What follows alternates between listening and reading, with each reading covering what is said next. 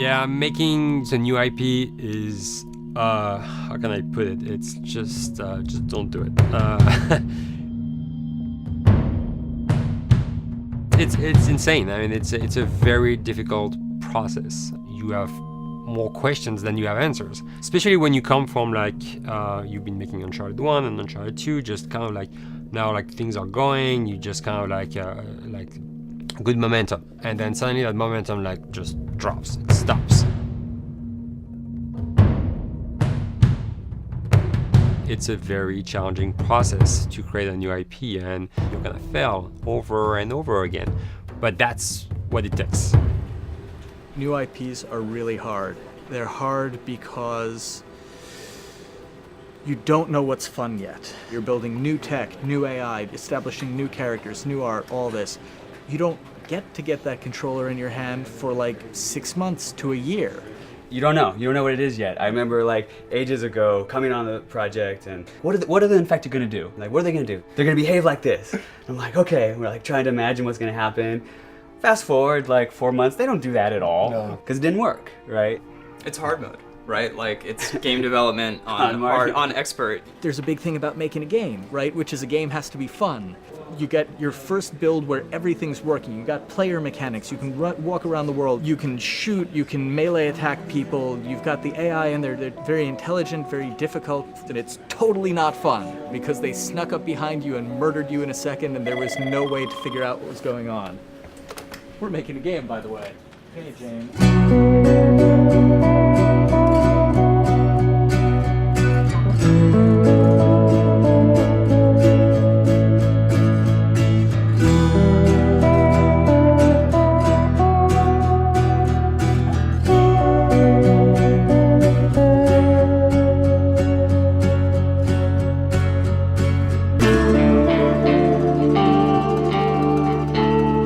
The company has grown quite a bit since I started. I think I was the 12th employee or something back when we got started, but we've tried to stay true to those smaller studio roots. I've been here for 16 years. There's just no reason to leave. I just like the environment here. It's very non-corporate. I think the way we work on Naughty Dog is kind of special because we don't really like hierarchy or bureaucracy, and no one is really just a manager here. Naughty Dog has a very flat structure. We pretty much all report to the co-presidents and the game directors. I always tell people when we hire them, just like, my job is going to be able to trust you, and that's what I want. I want just to give you something and you go with it, and I know it's going to get done. We believe in iteration, we believe in collaboration, and we believe in the people making the game working directly with each other. When we have designers and artists, animators all mixed up, anybody that's working on the same tasks, the same characters, the same areas, put them next to each other so they can communicate a lot better. We don't have a lot of meetings because if you need something to get done, you just walk over and you talk, and then you go back to your desk and you finish it up. And I really like that. I like when I just walk in the office and I see just designers talking with the programmers or programmers over the animators and talking to them. I think that's when really the magic happens. Naughty Dog, we really try to cultivate a culture where anybody can criticize anybody else's work. And we encourage people to be blunt about it and not try to sugarcoat it too much. It takes too long to be nice sometimes. It's not personal. It's based on more like how can we make a better game. We want everybody to have a voice. We want to cut out all the bullshit if we can, making sure that people are making decisions not based on ego, but what is going to benefit the game. When you see that people trust your opinion and that they value it, it's such a great feeling. You really feel like you're working as a team on a collaborative effort. We want to sort of remember where we came from and you know why we were successful then, and try to continue that success now. We make games. That's what we like to do. Back when Uncharted 2 wrapped up and we decided that we were going to build the second team and create a new project, we kicked around a lot of ideas. One of the very earliest ideas was to go back to Jak and Daxter. It's really near and dear to us. We really love those characters in that universe, and we think that there are some interesting stories still to be told there. We started to realize that it was not going to do justice to the franchise that the fans had fallen in love with. It would be shifting it so far in a new direction that we felt that effort would be more justified in developing a new IP. Neil and Bruce came to Christoph and I and said they wanted to do a post-apocalyptic game. I think the core essence of what they wanted to do, though, was to try to tell a story about two people and how their relationship evolved over the course of the entire game. That potential, oh wow, there is something very special about that game.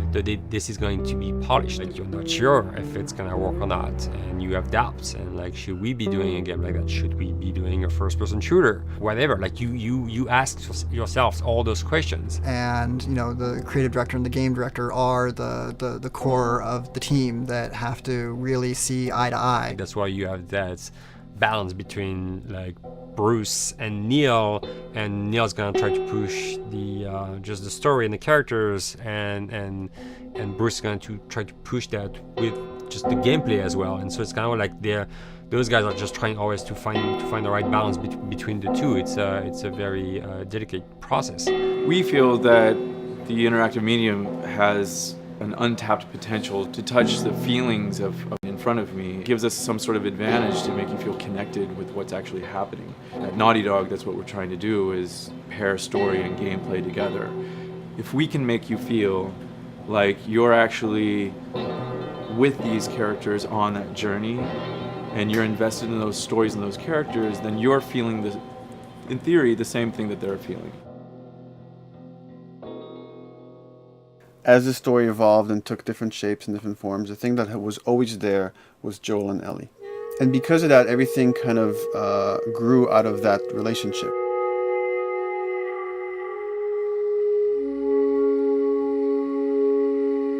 We've seen kind of that role of the anti-hero change, especially over the last 3 to 5 years, to where before it was like, the thick-neck mercenary kind of guy. For this game specifically, for this story, we needed something new.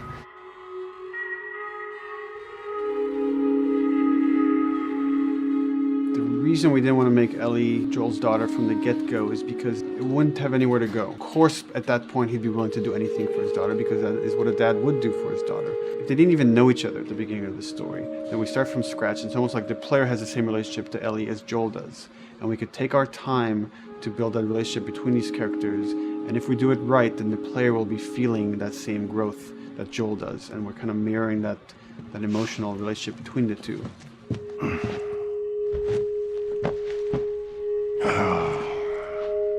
What are you doing? Killing time. Well, what am I supposed to do? I am sure you will figure that out.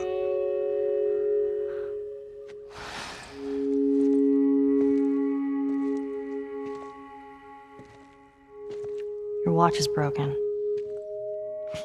It's exciting that Neil wrote something like this, where he's like, I don't want to make the stereotypical characters. I want to make real people in this crazy situation and these forced to make decisions that are really tough. Like, what would we be like in those situations?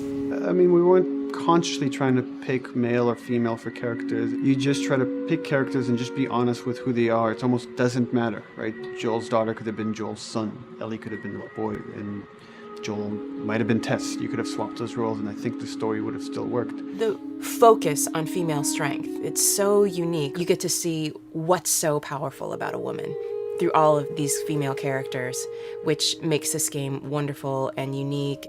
There's a crew of Fireflies that'll meet you at the Capitol building. That's not exactly close. You're capable. You hand her off, come back, the weapons are yours. Double what Robert sold me. Speaking of which, where are they? Back in our camp. We're not smuggling shit until I see them. I want Joel to watch over her. Whoa, I don't think that's the best Ellie. Him? How do you know them? I do think having a strong female character, especially like Ellie, is so rare in video games. And as a gamer, and more specifically a female gamer, it's frustrating to me because I'll see sort of the stereotypical female character where she's amazingly beautiful and huge boobs, and she's there to be either the love interest or just because they're like, well, we need to throw a chick in here. We've seen the strong woman or we've seen the weak woman. We haven't necessarily seen the empowered woman from this kind of standpoint. And there's that beautiful scene where Joel finds her inside the house and she's reading through this girl's journal going, is this really what they used to worry about? What shirt do I wear and what boy am I gonna go out with?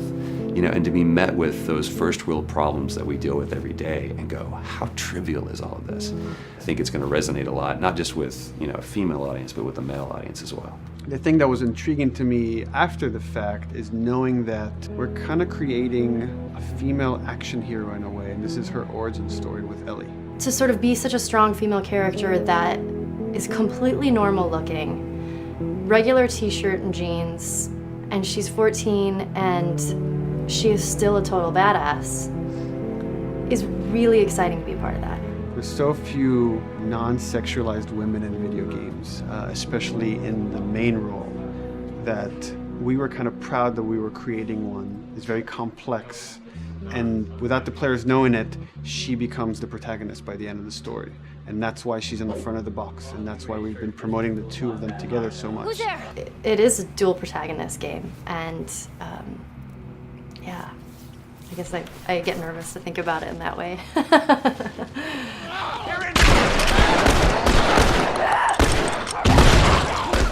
We couldn't talk about it. In fact, in interviews we've been lying about it, saying you never play as Ellie because it was so important for that to be a surprise.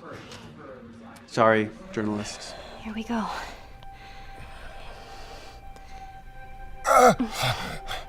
Sorry.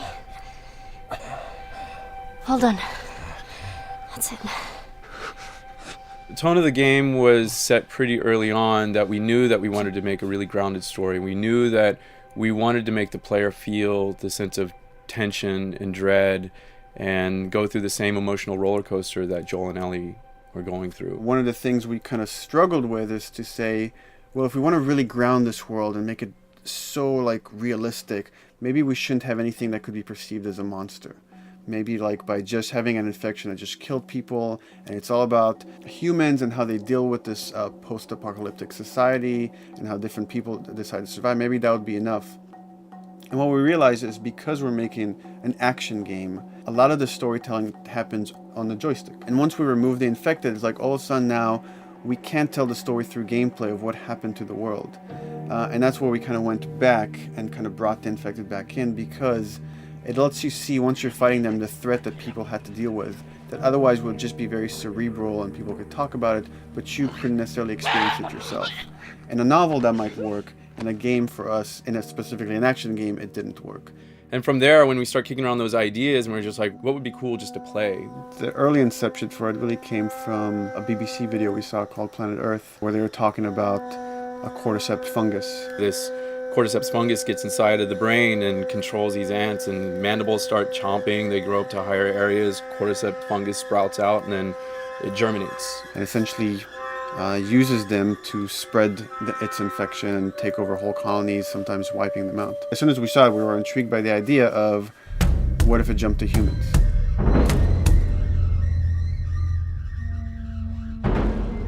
So what would happen? How would people react? What would happen to society? As we're trying to develop the look of the infected, we went through so many different iterations, some that looked really alien and subhuman, some that looked just essentially like zombies, and we couldn't find like an original place for them. But one of our artists just did this kind of photo mashup where he took a bunch of images of diseases or images of fungal overgrowth, and he kind of mashed it all together and he threw it on this person. It was a very iterative process, making sure that the fungus felt properly integrated, like it was part of the body, growing out of the body.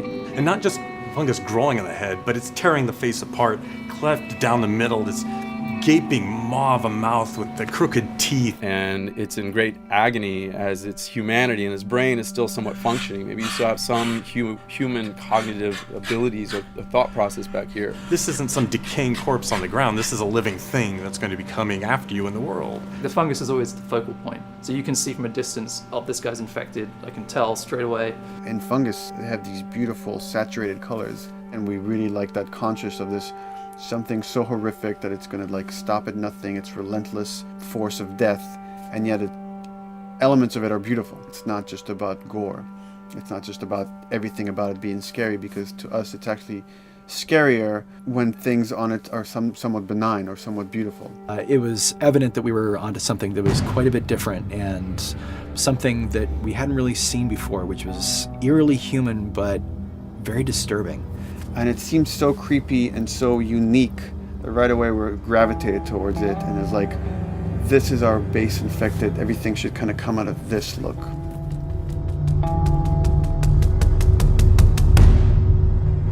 So once we had this idea of the face-splitting kind of look that eventually became what we called the clicker stage. We went to great lengths to create a full biological cycle for these things. So in the early stages, you don't actually see too many signs of the fungus surfacing out of the skin. It's kind of underneath it, like people have lumps starting to show. The eyes will be kind of cloudy or lopsided because the fungus kind of originates inside the head. That moves into the next phase, which is the clicking phase. And if they mess with the eyes, we end up saying, well, how do they get around? Oh, echolocation. And they use a form of echolocation to track down their enemies. Just like bats, or even some blind people can see by making a clicking sound, a sound that on its own wouldn't be very scary. And then to associate it with something that people in this world are very fearful of, so that as you're exploring an environment, all of a sudden you hear this click, and you're seeing everybody just get frightened, just everybody duck, everybody hushes. Great.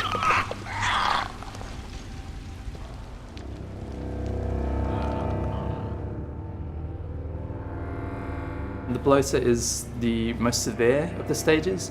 So large pieces of the body has been replaced by these kind of fungal plates. The fungus completely takes over the body and blooms. They're kind of covered in things that have been growing on them. Things like moss and like little life on life kind of. What the fuck is that? Goddamn bloater! When an infected feels like it's going to die, it finds like a dark corner and it becomes part of the environment. The human elements aren't there anymore. And then the body is gone. They lay down and sprout and then spew spores. And if people can breathe those spores, they become infected as well. It all had to kind of make sense of how each stage flowed from one to the other. And that's hopefully how we've created a world that you can kind of look through it and understand the science behind it and say, I could buy this, I could get into this.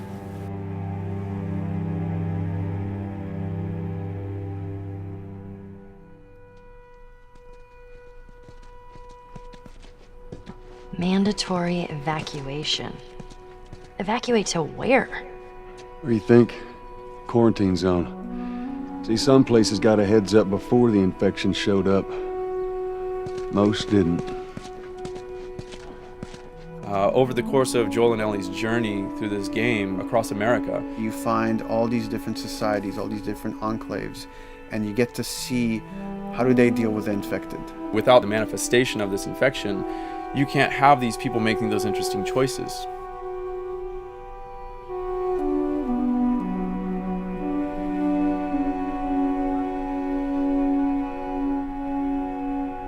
The world we decided was actually its own character, really grounded with a lot of texture. What happens, after 20 years of the fall of man, when no one's taking care of anything? This book called The World Without Us describes in detail how much fighting on a day-to-day basis we have to do to keep nature back. And once you stop doing that, how quickly nature can reclaim that. As they talk about New York, and how every day they pump water out of the subway system. That system breaks down, within 2 days, a whole city is flooded. And once water gets introduced, then structures collapse pretty quickly. Trees will sprout, and wind will carry those seeds over, and gutters get clogged, and then when it rains, water fills up, and then pretty soon you have vegetation growing over there, and once you have vegetation, concrete breaks pretty easily for when there's a tree and roots breaking through that. Even some of the stuff we did on Uncharted, exploration of how temples were ruined. What if you took those ideas and put them in Pittsburgh or Boston? And obviously right when that happened, you can imagine that being pretty terrible to look at. But you think about 20 years later, and with rainwater filling up those sinkholes and then those becoming like little marshes with lily pads in them. We had this wonderful piece of concept art we developed really early on, and there are all of these wild animals that have escaped from a zoo and over the past 20 years have bred, and now they have herds roaming these cities. And that's something that tells you that life goes on and this world is worth saving.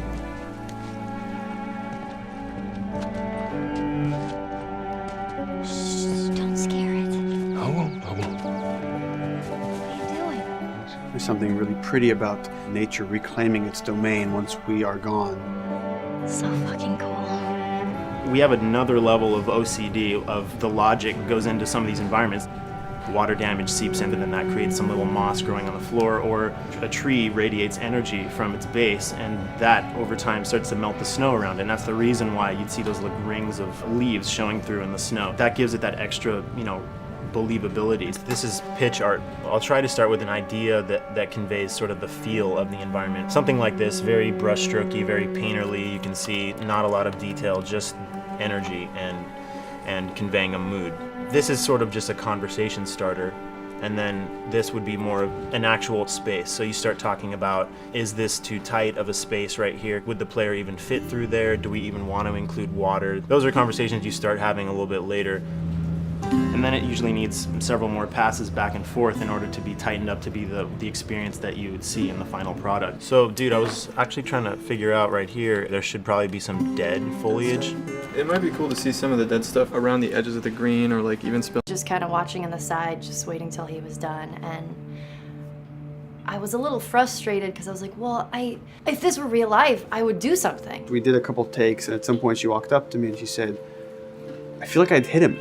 So we added in a part, right there off the bat, she's not just this damsel in distress. Right there, she wanted to fight back from her very first day of shooting. We didn't have it right initially. She needs to be more capable than initially we thought she would be, and actually that made us go back and rethink combat and rethink a lot of the areas in the game, and now she was going to take a much more active part.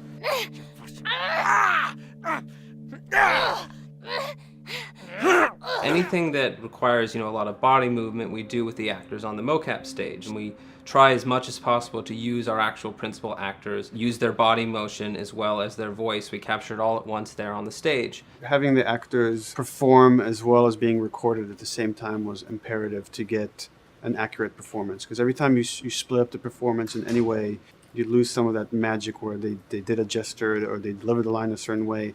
And those things have to be in sync, or there's just something subconscious that's like off-putting about the performance when you don't do it that way. You are treading on some mighty thin ice here. I'm sorry about your daughter, Joel, but I have lost people too. You have no idea what loss is. Everyone I have cared for has either died or left me. Everyone fucking except for you. So don't tell me that I would be safer with someone else, because the truth is I would just be more scared. It gives you the most authentic, most realistic performance, because you're actually there, not just making your own choices, but making your own choices based on the other people that are involved in that scene. So you get this truly natural approach to things, and it shows up. It's like theater in the round. You can do anything from any angle, and the smallest, most subtle thing we'll be able to pick up. There's no place to hide. So you have to be as prepared as possible, because you have no idea which moments they're going to use. There are these little improv moments and little nuances that you get that probably isn't scripted, that just comes out of play, while they're performing. That mistake that is just blossomed into a really good idea. Did we improv on The Last of Us? Yes. Yes, we did. Doing this was a whole lot like being 5 playing in the backyard with a stick, and this is my machine gun, and and a pine cone is my hand grenade. It's all your imagination. I'm doing the exact same shit that I did 45 years ago. I just get paid for it now. We square. We're square. And get the fuck out of my town. I don't do a lot of voiceover work, so for me it was nice to be able to work off of your other actors. I can't imagine it working in any other way. I'd never done mocap before. I didn't know what to expect. The suits were crazy. Yeah, the suit gave me wedgies. Like, deep wedgies that I had to pick out with my middle finger. Too much information. Just how damn sexy I look in a motion capture suit. I look like 10-pound of sausage in a 5-pound casing in that thing, man. Once you get past the fact that like everybody else and you look like weird clown people with these little dots and stuff, once you like give over to that, it really was pretty easy to make it just feel like you're in the moment and in the scene. Everyone that was on this is a slam dunk. This isn't just another gig to them. And that creates a really cool energy for people to really start experimenting and playing jazz. Floor is yours. And action.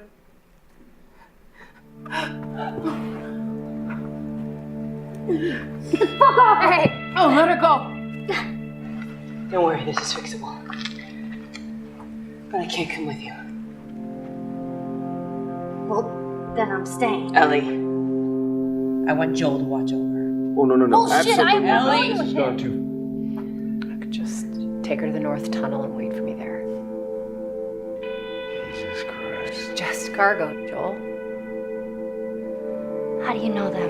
You know, we craft the scene out until it has a good feel, and then we pass it off to animation to clean it up. Real life motions don't necessarily always translate into gameplay. There's something that's usually missing, so we have to, maybe enhance the gesture or enhance the shoulder movements or a breath that you want to be able to feel, but you don't really see it, so you can't really feel it unless you see it. Is everything all right? Yeah, everything's fine. I could have him lean in here a little bit more, like this, take his hand down. When they're on stage, they don't necessarily have windows, so that weight of like really pushing and leaning in, that's something that we would have to accentuate. Give him a little bit more weight on that turn, or put his head down a little bit more. There's a lot of dialogue that gets said between the two characters. We have to bring that alive through animation, and we have what we're using as gestures. Why would they mow down all these people? Can't let everyone in. If you turned off the sound, you'd know that they were talking to each other. And that really helps accentuate the relationship that the two have together. We have certain animations that play in the beginning of the game on Ellie. She's traveling with Joel, who she doesn't really know. There's a lot of gestures to make her look nervous, just her overall stance. Later on in the game, they develop a relationship through the animation, not just the dialogue. You can see that she's more comfortable around him. If that reads well with the player, then, we're doing our job.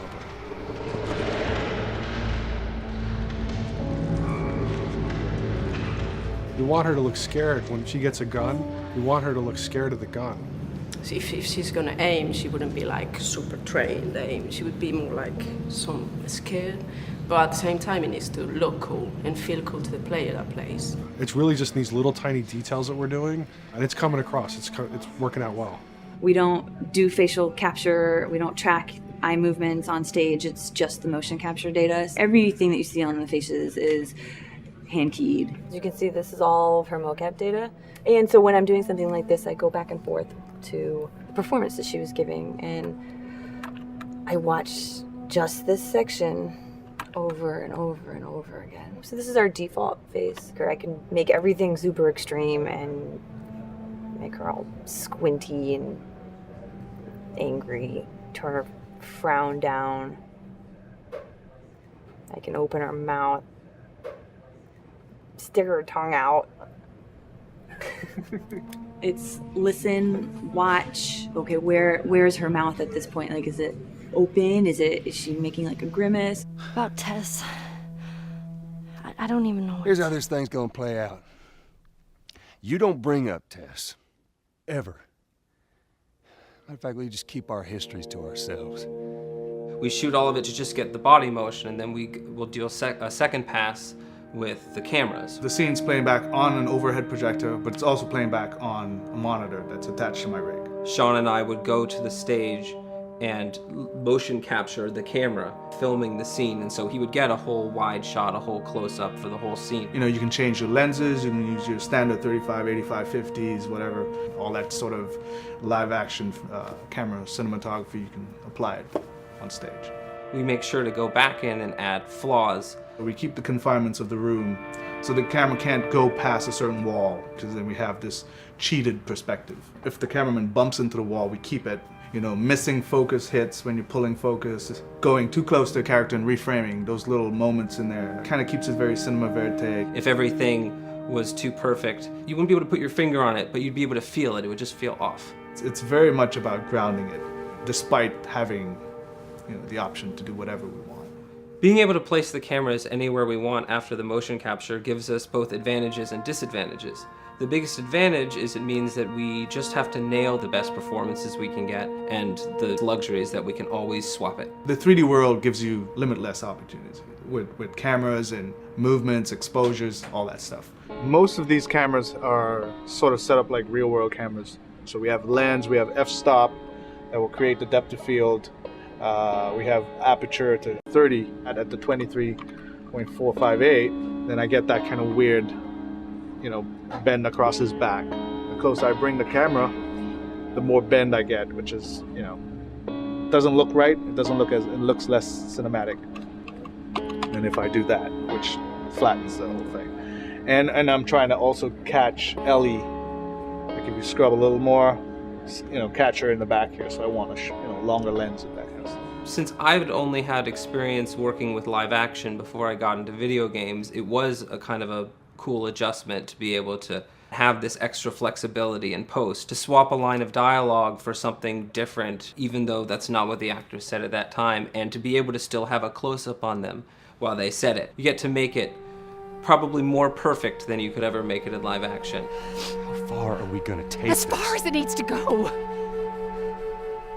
Where was this lab of theirs?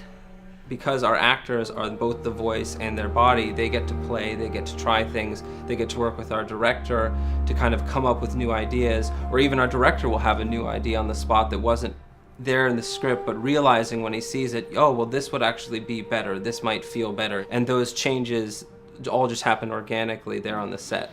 He could even lead straight into his thing. He's like, no shit, yep, Ty, we wanted to do that, so we rented 2 Harleys and drove cross country. Keep it pretty succinct, like we got the bikes, rode them cross country. Cool. It's shocking to me that this is Neil's first time directing. There was a specific tone and a specific approach that Neil and Bruce wanted to take with this. It just came down to there's nobody who knows the story better than you, and then there's nobody that knows these characters better than you. Why don't you just do this? He and I actually had a conversation about it. He says, I think I'm going to try this myself, and I'm not sure. Neil was fantastic. The floor is yours. Okay, so remember, you've been running away from this turret-mounted truck. If you come to this dead end, you're going to look up and see a potential way out. And action. Check it out.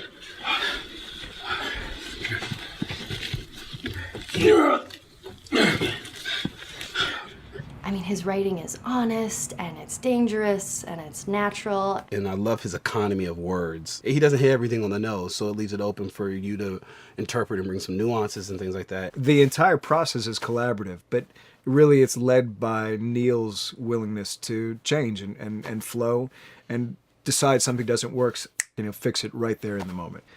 And it is something that's very foreign to the way that TV and film is done now, where everything has been micromanaged by the time you get it to the table read, and no one wants you to change anything, and everything's very precious and has been rewritten with notes from 20 people in suits, and you can't do that just anywhere in entertainment these days. Yeah, I want to make sure. I think I swung too far over to this way, and now it's a little bit of making jokes about it, and I need to bring it back to center a little bit.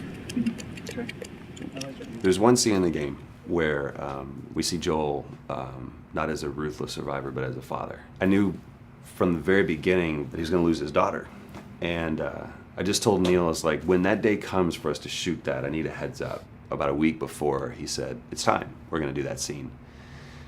was like, okay. Because I knew that I was going to have to go to this place that you don't really want to go to as an actor. You want to find some aspect of reality that you can empathetically draw from, you know? Troy and I were both kind of just like walking around for a while and just kind of getting into the zone, and well, my grandpa died when I was 8. He was like my dad, and so that's always what I use to get into that place. You know, I started recalling all those memories and starting pulling up all those feelings, and they're just right underneath the surface. When I walked back in, everyone realized that something was different. They kind of like calmed down, you know. You could feel the energy just like drop a little bit more. It was brutal. I lose my shit. I mean, just completely break down. Don't do this, please, God, no. Oh, God, no.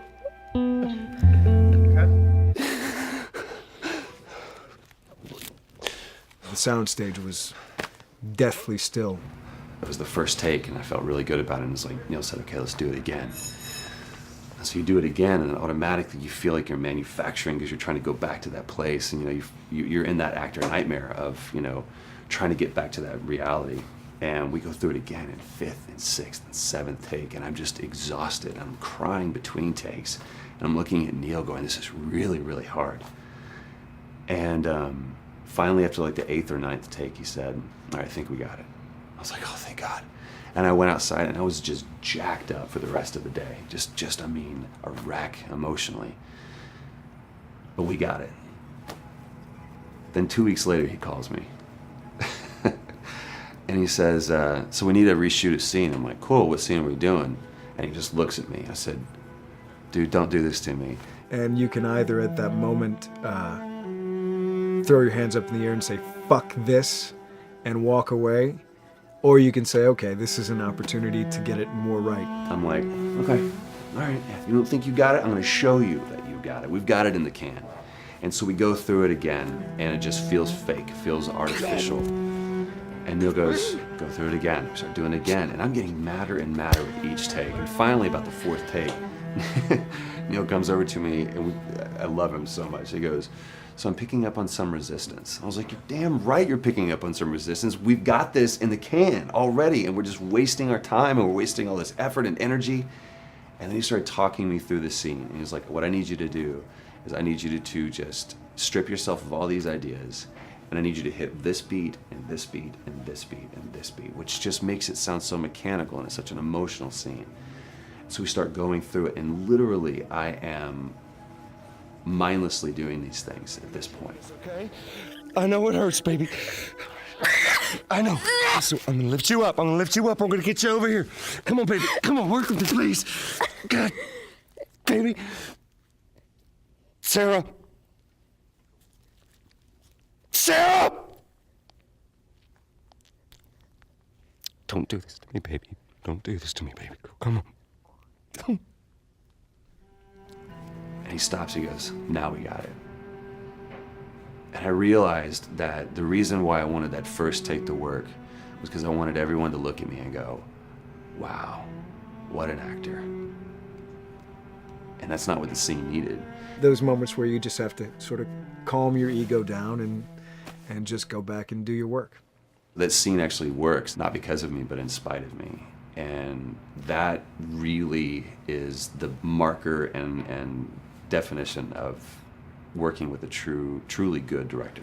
There are many like it, but this one is yours. Why don't you have a seat?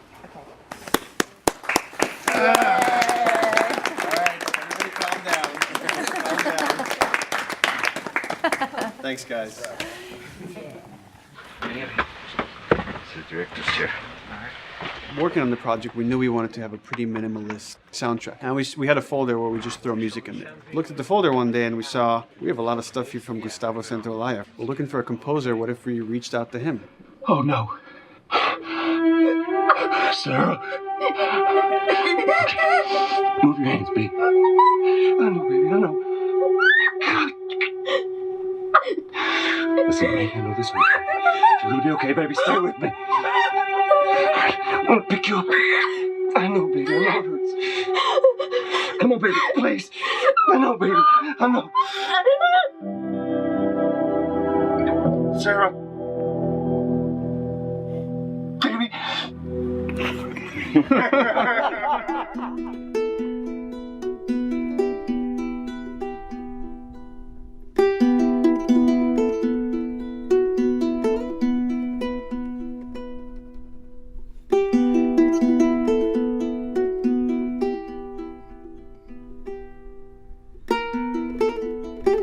My life has been and still is kind of like a road movie. I grew up in Argentina. I came to the United States in 1978 because we had a horrible political situation in Argentina. We had a military dictatorship where 30,000 people disappeared at the hands of the government and many other more were tortured, and I was blacklisted. It was just impossible for me to keep on living there. I've been in jailed many times since I was probably 15 years old just because I had long hair and I play an electric guitar. So I had to embark on this trip.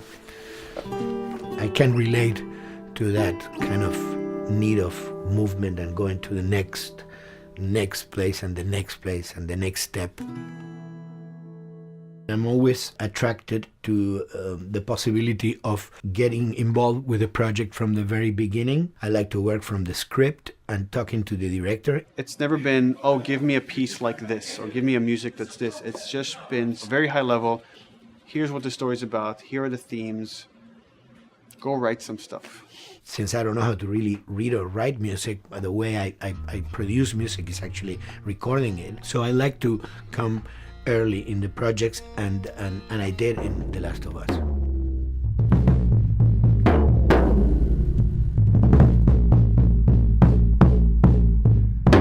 One thing that was fantastic from the very, very beginning was the freedom I had to try and to do whatever I felt could work, you know?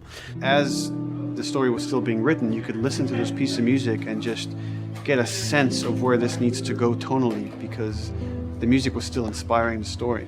So that was the great thing of having the music written so far in advance. And at the beginning, I was going really out with some things, and sometimes some of those things were the ones that they liked the most, you know?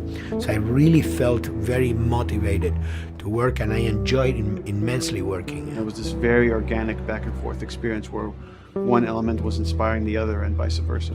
I needed to go into some more dark places, more textural and not necessarily melodic.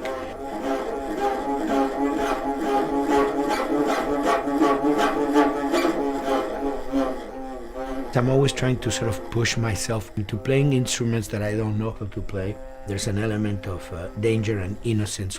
Lennon once said, you know, give me a tuba and I will be able to do something. I'm an artist. I should be able to do something. I like to put myself in that situation.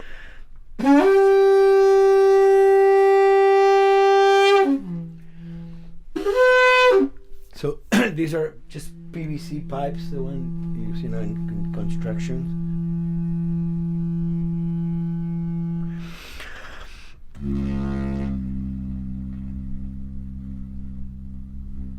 Or instruments that I know, kind of twist them. From the concept of the prepared piano, you know. I mean, I've worked with prepared guitar to stick things into the guitar and things like that. And also in The Last of Us in particular, I work with a detuned guitar. So I really tune the guitar extremely low. And the result is, you know, strings that are very loose and will produce not only sound, but produce noise. Because I believe, you know, every environment has its own sound. We have in our, you know, small studio, we have actually the possibility to record almost anywhere, including the bathroom. And we have done some fabulous recording, especially in the kitchen. When you score to picture, which is something that I don't do, then you know what you're going to expect. But when you provide people with music, like I've done in all the films that I've done, and then you see it, how the director decided to use that, you know, in what particular way he uses or where they edit it. It's always fascinating to me. I watch a scene and I'm going, you know, it's fantastic how they use this piece. I would have never, of all the music that I've done, probably I would have never used this piece there, but it works, you know, great. So I like that feeling of a collaboration.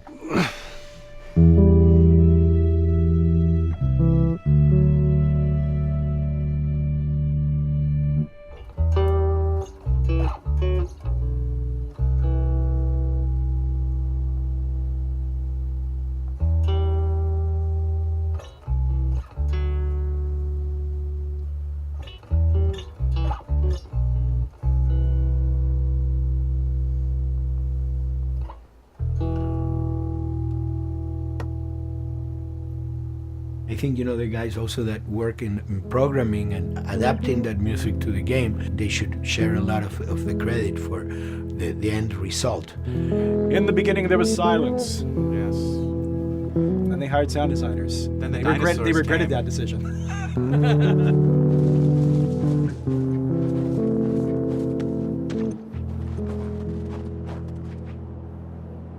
Hold it steady.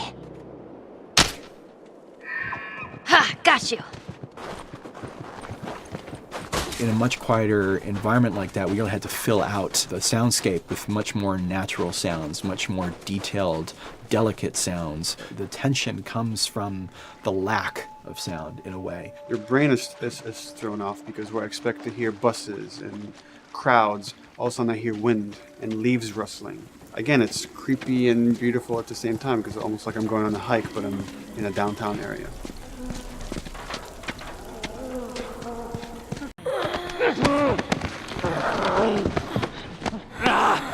To Neil, I mean, we were going through the iterations, so he just did not want, like, yells and screeches and what he called, like, you know, kind of witchy qualities, Right. the cackling witch. He didn't want anything like that. It was a little bit of a head scratcher to figure out, okay, how do we make it sound human but not human? Yeah. We really did not want to use any animals. We wanted these all to be human.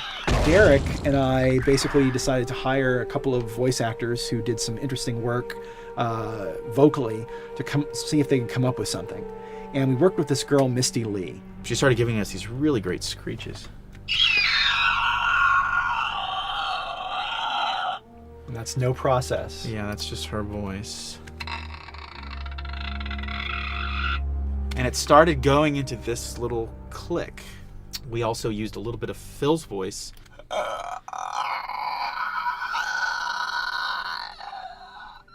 We'd combine that also with an occasional, Derek.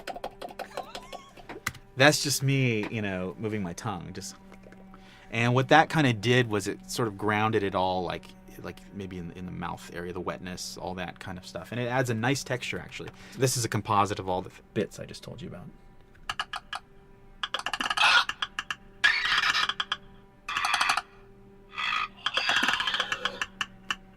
Sounds like a Snapple bottle. Oh, the lid? Like the lid, yeah. That's a good idea. Fuck, where were you guys like months ago? Why did we think of that?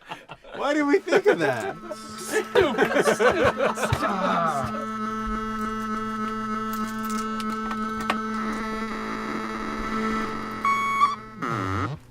Viewers at home, you're probably wondering what this is.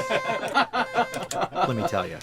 About 10 years ago, I saw this Synthy A suitcase synth. I wanted to get one. This finally arrived in January, just in time to start using. I thought, well, what can I do with this?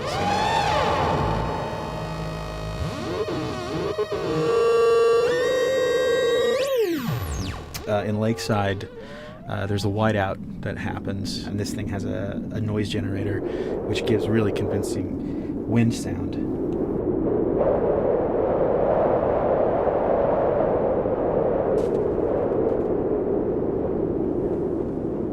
The military still has technology. There's sirens and alarms, so I wanted to try some new concepts.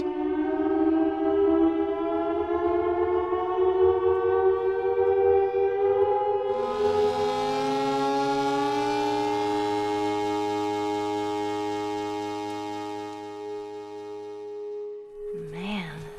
What? Nothing, it's just... I've never seen anything like this, that's all. You mean the woods? Yeah. Never walked through the woods. It's kind of cool.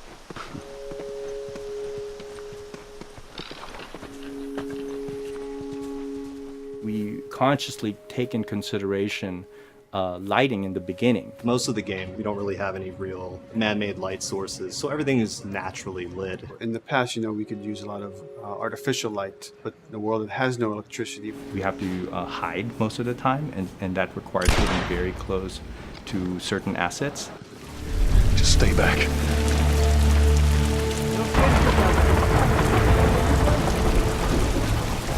Otherwise, Detail's expensive, and if you build up too much of it, you end up running into technical problems, right? Your engine slows down. When the frame rate goes down, everyone can bring up the profiling tools and see which parts of the frame actually caused the drop of the frame rate.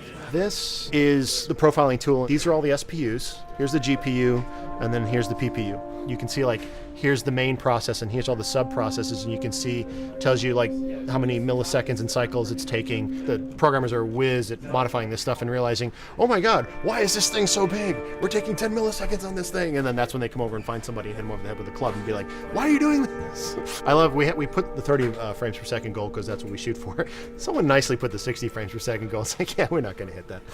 Lighters usually can come up with different lighting setup that still looks great, but is less costly in terms of performance. Did you talk to the character artist about her hand? So her face is getting a lot of spec, but then her arm is just like bone dry.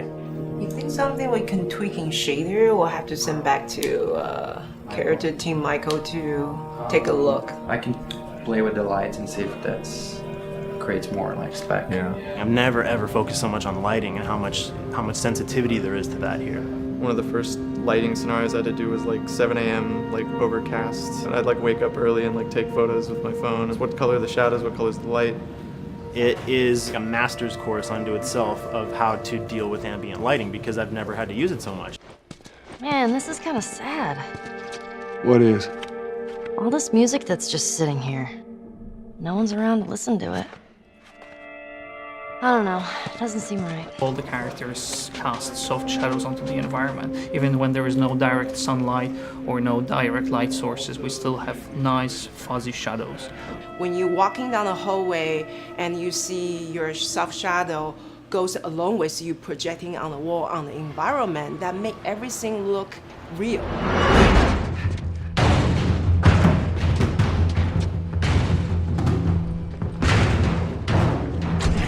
Follow me through here. Okay. The flashlight brought a whole new spin on it. So some of the environments end up being really, really dark, and you need the flashlight to get around. Give me your hand.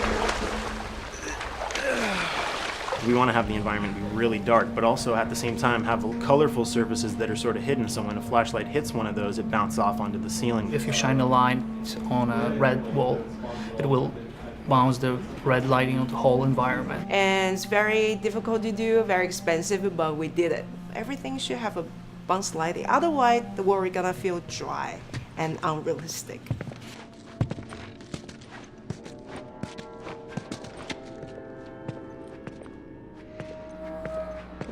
I guess this is where the assholes sleep.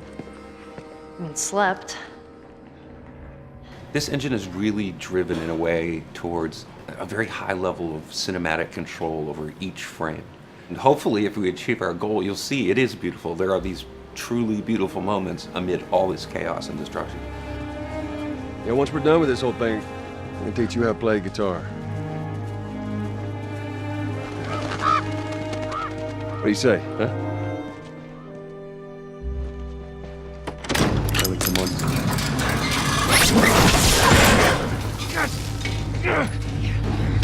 I got you. Damn it, Bill. What just happened? One of Bill's stupid traps.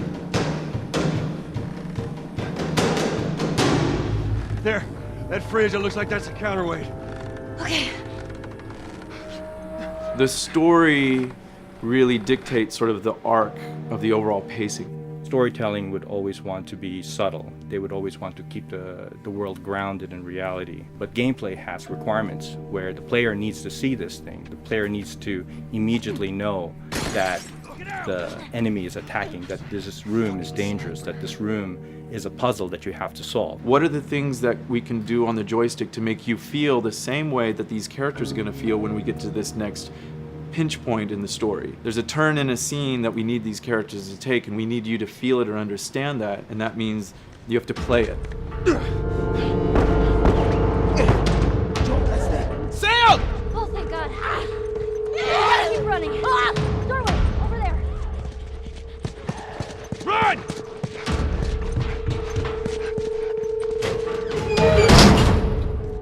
We really want to make sure that there's that contrast between the negative space and then the high tension spikes.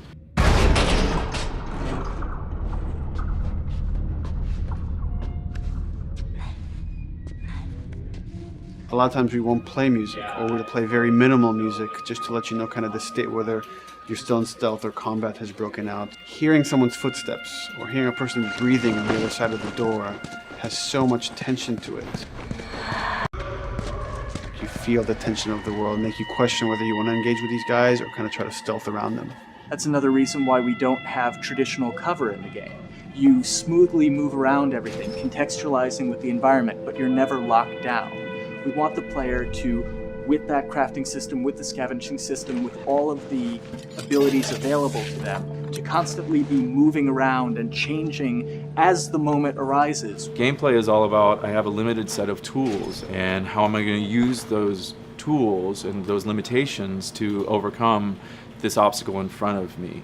And that obstacle might be infected, might be another class of humans that wants to kill me for a bottle of alcohol in my shoes.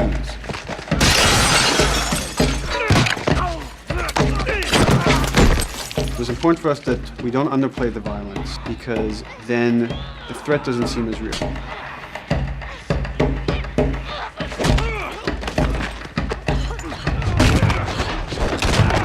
We see video games as this incredible medium to tell stories. We want to treat it as equals to books or comics or TV or movies. This is subject matter that would not be considered out of the ordinary to tell in one of those other forms of entertainment.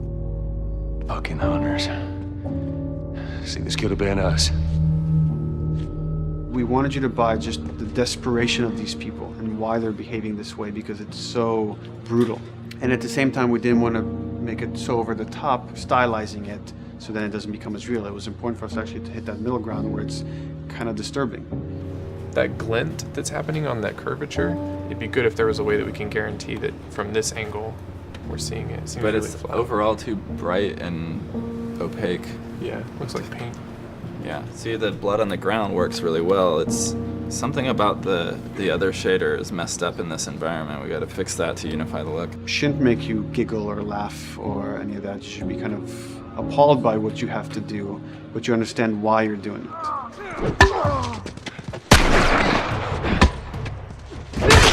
You want to feel each hit. You want to feel each concussive strike. Lives are at stake. You want a death animation to have impactful performance, not just have a guy keel over in a ragdoll. In real life, a guy hitting a guy takes a half a second, but in the game world, you want that to be as instantaneous as possible. I lived my whole life in this very ugly test level. I basically just fight dudes in here all the time. Almost every move is divided between like an intro and a swing. And one of the many things I have to end up doing is like counting frames and being like, okay, on frame 18, I want you to get out of here. I want you to be able to start moving. Every hit reaction that an NPC plays, they are not necessarily in the correct pose. When you strike them the next time, we just pop them with a 0 frame animation change, which is usually kind of a no-no, you know what I mean? Normally you want characters to blend smoothly and realistically into animations. But what we found is that you can cover that pop up with a heavy impact. They can go from almost any pose into the pose that the impact starts from, and your eye just covers up the transition for you. So if you throw a brick at a guy, it puts him in this like kind of staggering stun state. And that changes the moves that you do when you come up and punch him. So now I'm gonna come up and punch him, and now when you're punching him, because you've hit him down, you get this like auto aim moment where you get like a free headshot. I try to make it so that, you know, if you kind of know what you're doing, that you can set yourself up for 1 + 2 = 3. Right here! Memory on a console is a very precious resource. All of Joel's animations with every weapon, all the NPC animations, the stealth kills, you know, all of that stuff happening need to fit within a 4 meg to 5 meg memory footprint. This is a list of everything that's loaded in game and how much memory it's taking, because memory is our most precious resource right now. So we have a level, we call it the bookstore, it's in Hunter City, and this is a zone, for example. So when I set an AI to this zone, he will never leave its boundaries. I want guys to guard this exit where you have to go through, so I'll zone a couple guys around there to make sure that they, you know, they can fight you and use all this cover, but they want to stay around this door. This is another key component of the AI, is what we call the nav mesh. This defines the overall play space of where an AI knows he can or cannot go. Hey look, that's where a cover used to be, and there's a hole cut out for it. I gotta fix that. Here's some other wonderful things. See these little red polygons? Yeah, that means they're not linking right for some reason, so that means they can't really walk through here properly. It's a bug, and I need to fix it. Welcome to my life.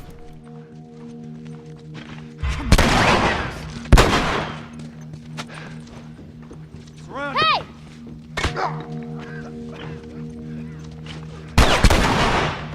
If you look at a lot of games, NPCs are usually only alive for, a few seconds before the player ends up shooting them and then they're dead. We want our guys to be much more dangerous and much more threatening, which means they have to be alive for longer. They need to exist in the world for longer, which means you as the player can witness them acting out their behaviors for longer.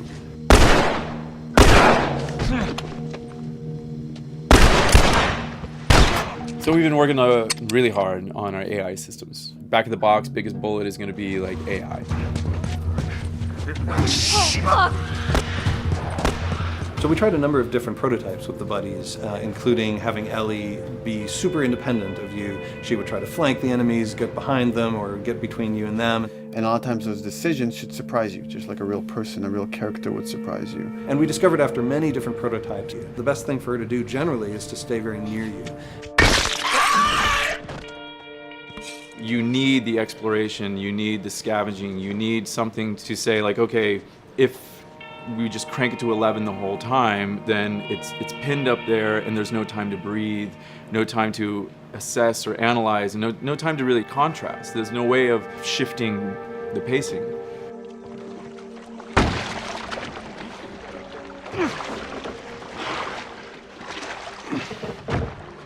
Puzzles are really weird, especially like Naughty Dog puzzles. I think they're very simple and satisfying. Most of this puzzle is strict exploration. You can see the ladder here, you can see the pallet there, you can see a clear route up to the ladder. So you're like, okay, maybe I have to get Ellie to the pallet, push the pallet over to this side, and like Ellie will climb up and lower the ladder. So that whole part is like, that's not a puzzle, that's not regarded as a puzzle, but when you feel like you've got to the solution and you're like, okay, I'm going to climb this ladder, and you climb it, and it breaks off, hopefully then the player will feel a little bit stumped and they'll be like, I'm not really sure what I'm meant to do now, and so this is where the puzzle starts. Hopefully at this point, like all of the elements that the player needs to solve the puzzle are very familiar to them because they've been through the previous exploration beats. They're improvising with elements that are at their disposal. That's a really sort of like strong theme throughout like The Last of Us. So like you're a survivor, you'll take whatever tools you're given and you'll use them in like creative ways to survive.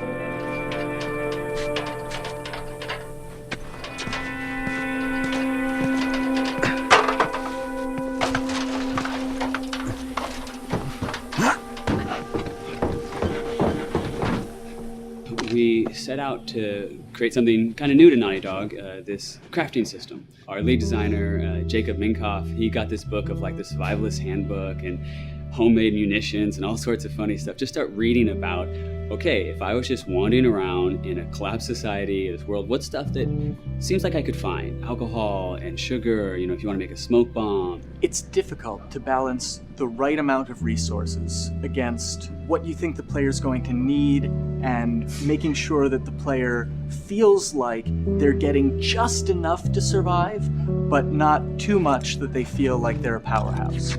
We wanted you to be forced to make some choices in the world that showed how depleted the resources were. So if there's a particular point in the story where the characters are having a particularly difficult time surviving, then we want you as the player to be finding fewer items, farther apart, harder to survive. We will item starve you at the same time that those characters are feeling starved and worn out. Then you expose something to them. Oh, here's a cache, and if I can just get into that cache. Oh, look, there's a wealth of things in here. God, I was so worried. My health was low. If I had run into a combat, because it's always that thing in your head, it's that Hitchcockian thing about the danger that you see is less meaningful than the danger that's in your head.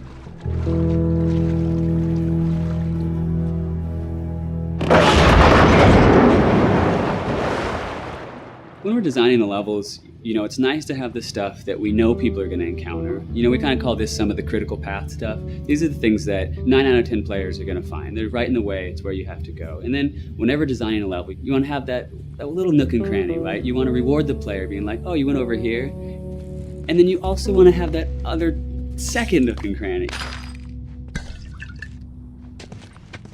The player is supposed to go place a ladder here and climb up through the rest of the hotel.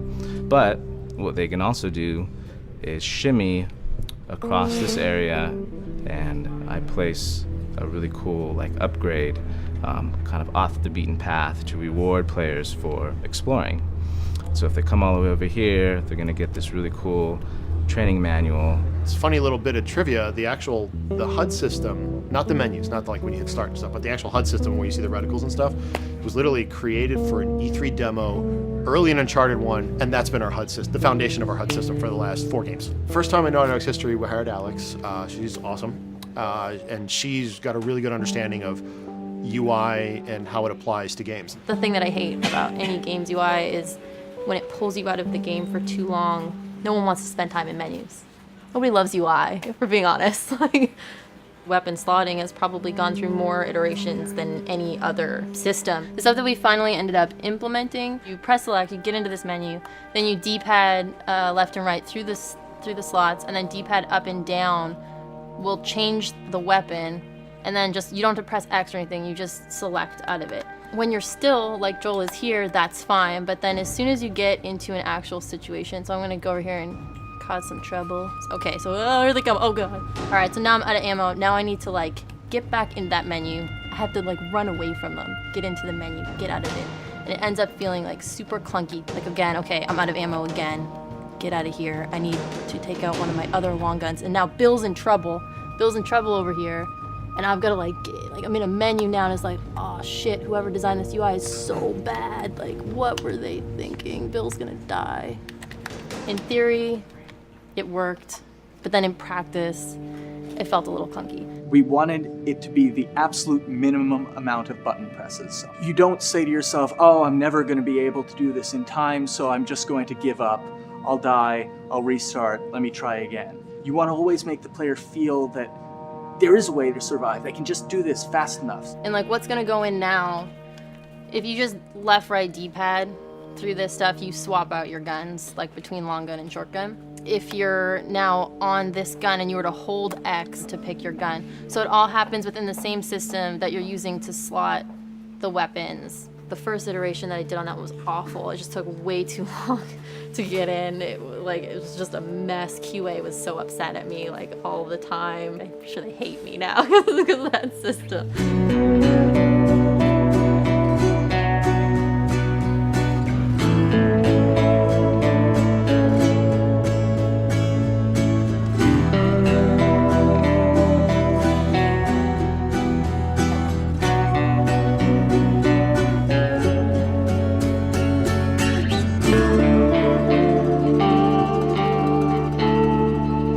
I think the way the industry is kind of maturing and changing in general, you're seeing a lot more focus and importance on refinement and polish. So having internal QA really helps.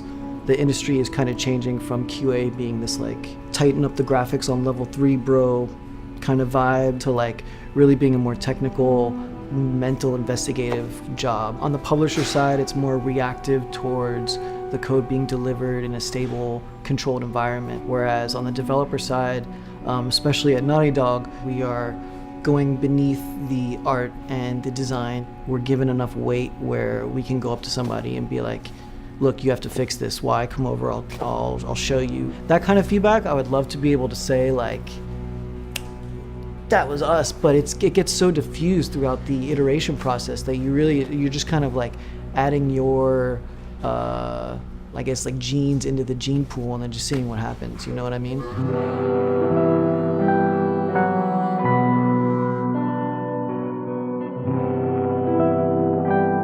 Everyone's working all the time now. But I tell people 7 weeks and then you can have tons of time off, enjoy the sun, you know? But for now it's this is it for everybody.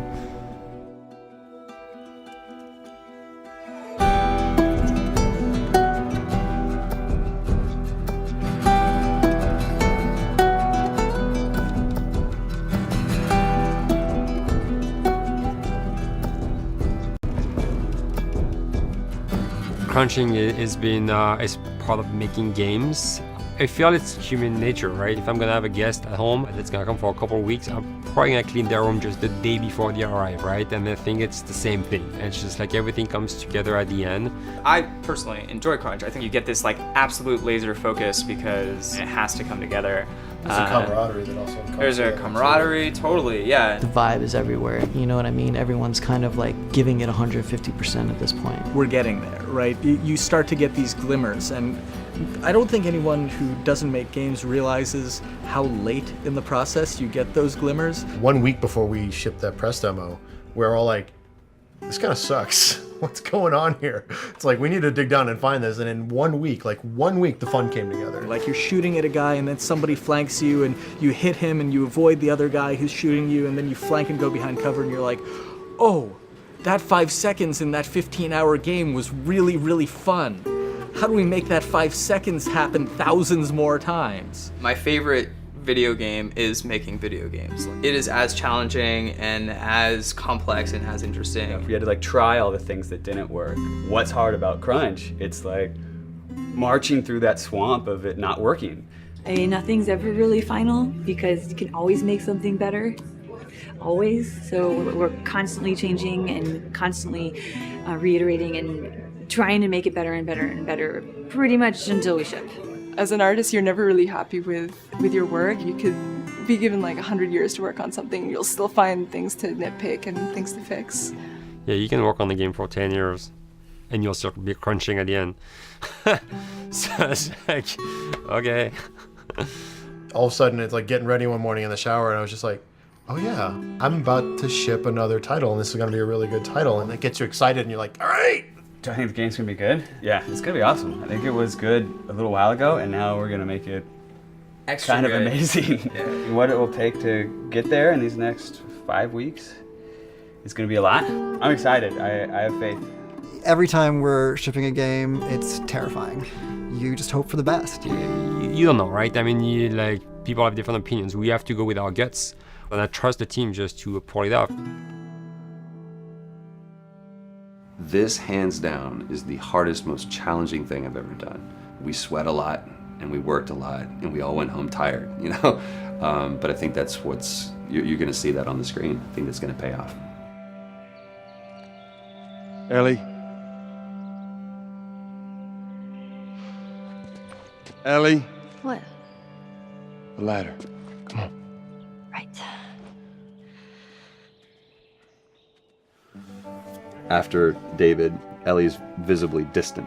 You could have done a cutscene to show, hey, you're being very distant, and she's not responding, but to also do that in gameplay to where it's something that you've done just countless times throughout the game with, you know, let me boost you up here, get the ladder, bring it down so we can do this systemic thing, and the character responds with that, and you have to actually go over to her and go, hey, come on, the ladder, we've done this, let's do this. It's a subtle choice. Like Bruce and I talked in the beginning, is like we have these mechanics, how can we exploit them in a narrative sense? And that's one of those opportunities. I just think it's incredible that happens in-game. It's not a cinematic, you know, it's something that adds weight to that controller when they're playing. Wow, so good! Let's go eat. Let's go eat.